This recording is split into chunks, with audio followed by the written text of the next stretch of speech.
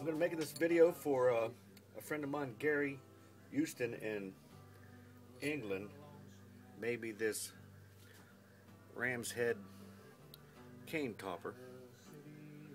And what I've done is I cut it off from its original length. I hope this will show up here. And just a piece of black carbon rod. And what I made for it is some brass and copper spacers.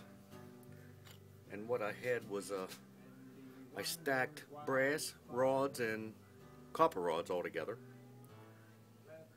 Hope you can see that with it all together. And I took a hole saw it out. And what that left me with was this circle of assorted brass and copper pins. Same thing with this. Now that I made for a ring, but it was laying around, hadn't been used. So this is what we're looking at. I'm thinking about sliding this up here.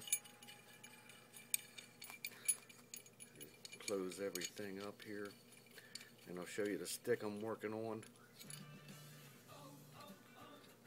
Like I said, Gary is an incredible artist. He does some really fancy blacksmith and stuff. This is kind of what it's going to look like. Now I need to tweak this a little bit to get it down in place. But what I've made here is a piece of wild cherry stick. You see I put a mosaic pin and epoxied a piece of stainless tubing on the end of it.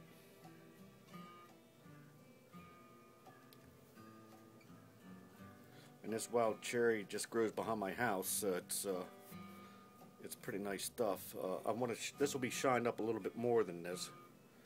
Just showing you what this stick looks like. It's crooked. It's got some character to it. I'll stick it around there without knocking anything off my shelves. And I took a bit and of course drilled it out. So now what we're going to do, our next step,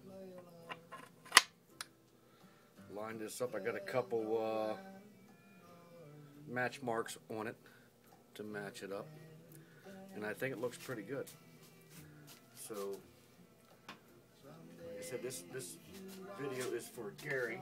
You can see that it's going to be my new walk-in stick slash club, I guess, because it's so heavy on the end that you could really whack somebody in the head with it if need be. I thought about drilling the eyes out and putting brass pins in the eyes, but I didn't want to mess your artwork up, so I didn't do that. But hopefully I can get this thing shining like this other stick that I had made earlier, and I might even have a video of that. I don't know. Piece of buffalo horn and some brass and copper. I might have a video on it. I'm not sure if I do or not, but I did the same thing with the mosaic pin in. If that shows up, I can't tell if it shows up or not. So that's what we're looking at. And what I darkened this copper up here to make it look a little different. I used a patina, Baldwin's patina. It's like an acid wash. You rub it around it, and it makes it age real good. You see where the solder turned, maybe you can see, almost black. I did it on this piece, but I did not do it on the upper piece. So you might be able to tell what the difference is of what it does. Maybe I should turn my light off. So there you have it. Until next time, Gary, I really appreciate it. And speaking of stuff you sent me, this is that piece of staghorn that you had sent me for, I guess, just a gift. But I did the same thing on the end, doing the same thing here. but I'm going to put a little eagle on the end here. I want to carve that eagle on. It's not matching up. Here's what we're looking to put onto this. I can show you the difference, or the similarities maybe. So I'll check back in with you when I get a little bit more stuff done. It's almost cleaned up. It's almost finished up. Having a rough time with my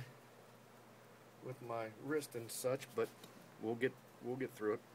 So thanks a lot, Gary. Talk to you later.